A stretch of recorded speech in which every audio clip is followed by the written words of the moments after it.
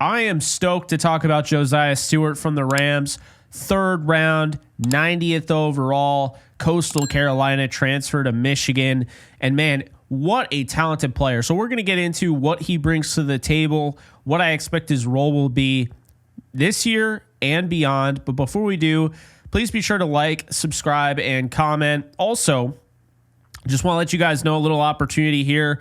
If you haven't already found out or heard, over on the NFC West Roundtable, myself, Jesse, Brandon, and Mike are going to be going to a Rams 49ers Thursday night football game, and we are going to be hanging out with you guys. So if you want to get in on the action, the link is in the description below. You can sign up. It is going to be $100 for the deposit.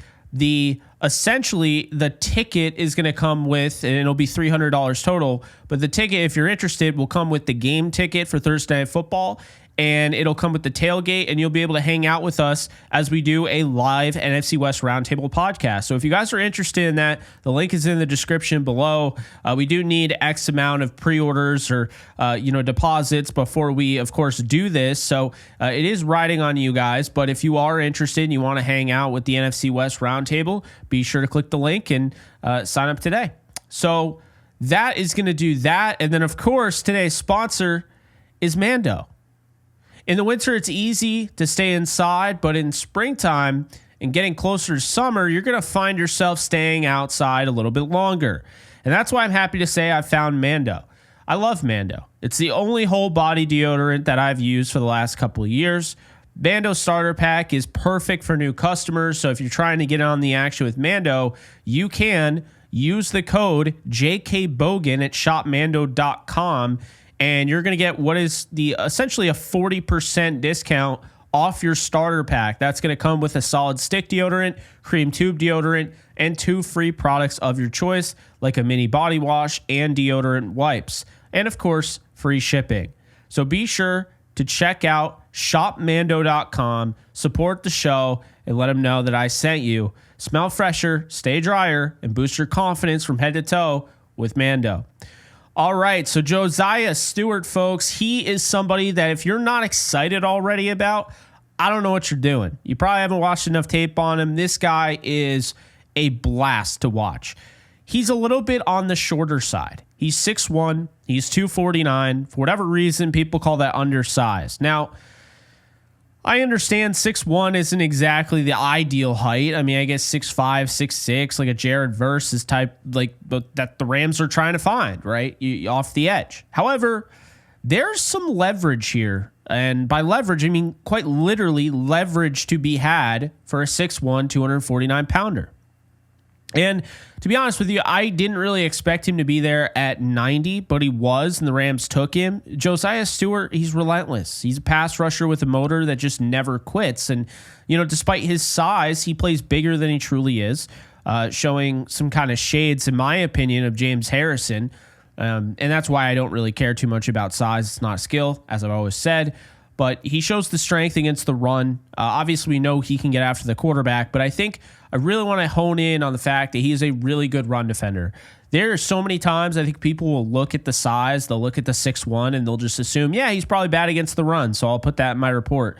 It's wrong, and I see it all over social media. It's just wrong. Josaiah Stewart's actually really good against the run. And you know how you know this? Because when you watch the tape, he takes on double teams. He doesn't care. He doesn't care if the odds are stacked up against him. He's going to use that nonstop motor, and he's going to use that effort, and he's going to use his leverage. He racked up over 30 career sacks, which is among the FBS leaders. And this is a guy at Michigan who was named a team captain. He's a vocal leader. But a big thing here is that if you've been paying attention, the Rams really like these guys that start off at one school, maybe a lower tier school, and work their way up the rungs, okay? And they transfer. And Josaiah Stewart was previously, as I mentioned, at Coastal Carolina. So they put together a really nice program. Unfortunately, that program let a lot of guys go because those guys went on to bigger schools and whatnot. But Stewart just got better and better over the course of time. He's a top-tier pass rusher in college. His win rate was the highest in college. He's got one of the most explosive first steps you'll see out of anybody in this draft. I think his pass rush toolbox is legit. I think, the way he plans his attacks, his spins, his rips, you can even see some ghost moves here and there, reminiscent of like a DeMarcus Ware, but he is really fun to watch. Just a really smart football player, really outsmarts his blockers. And his college tape is just downright impressive. In 2024, he notched 8.5 sacks, 13 tackles for a loss, was a first team all Big Ten honor. But the thing I love about him is that you get the effort, but it's not just the effort in the pass rushing area. This is why I always call them edge defenders, not edge rushers. Edge rushing is only half the battle. It's like, basically saying you baseball hitters instead of baseball players. Well, if my guy is playing center field and I'm only going to call him a hitter, that's kind of, negating what he does half of the other time, right? And he plays in the field more than he hits. So that's my thing. I mean, these guys are going to have to play the run. If you want to get on the field, how I always mention in pass pro, you got to get on the field. Well, you got to be able to protect the quarterback. It's no different in the run game. You got to be able to stop the run. Otherwise, you're going to be a sub-package player. And while you could be looking at a sub-package player in Josaiah Stewart early on, I don't think that's going to last a while, and I'll explain why. So first off, really stout run defender, like I mentioned. He sets the edge really well despite his small stature. And I do think, longer tackles that can really kind of give him the shove. They could be a little bit of a problem for him at the next level, but the quickness, the leverage, I really think he has it kind of all. He's drawn comparisons, like I said, James Harrison's who I think of. He's drawn comparisons to Hassan Reddick's explosive get off and, his versatility, because there is kind of like this assumption that, he's like a Uchenna Nwosu type. He can play edge. He can play inside backer. Josh Uche, also from Michigan. So yeah, that's kind of like how I see him and translating the NFL. But why did the Rams draft him? They had a lot of needs. There are people like, why didn't they take a corner? They took another edge defender. They have two that they trust. They just drafted one in the 5th round in Brennan Jackson, who is going into year 2.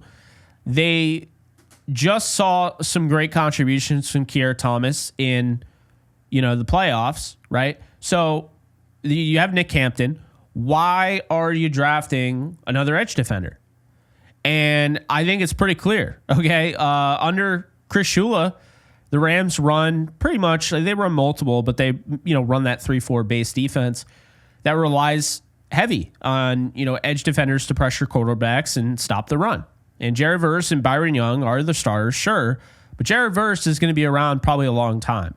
Byron Young, I don't know if he's going to be around. I don't know if he'll get that extension. The contract expires after this season.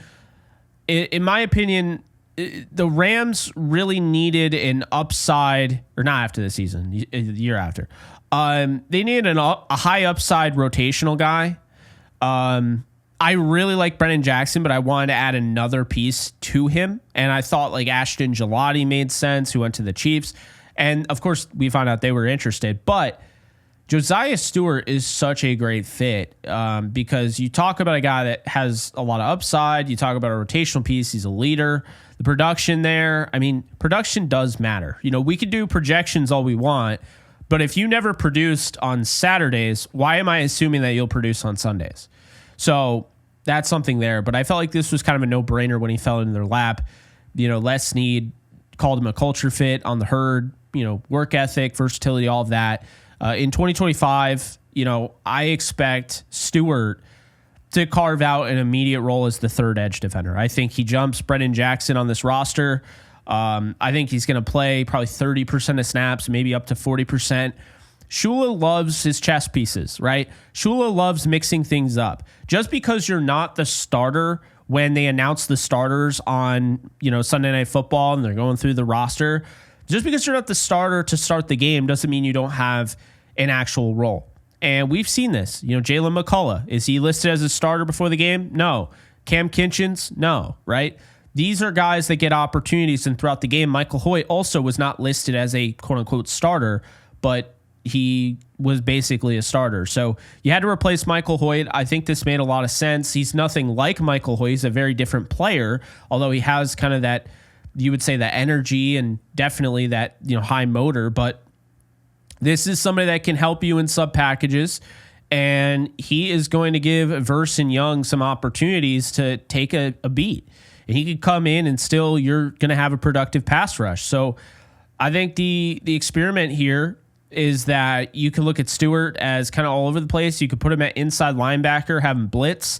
You can look at different looks. The cheetah package, like I mentioned, 3 edge defenders on the field at once with Michael Hoyt. I would likely expect to see more cheetah work with Stewart. I think the run defense keeps them confident. They can use him kind of all over the place and whenever they want. Stewart's game is going to translate to the NFL. It just is. You look at the way he plays, there's one thing that translates better than anything, and I believe it's power, okay? Speed's great, but how many times have we seen, Ted Ginn or Darius Hayward-Bay or, crazy speed, athleticism, all that, and it doesn't translate. Not at the level it did in college, right?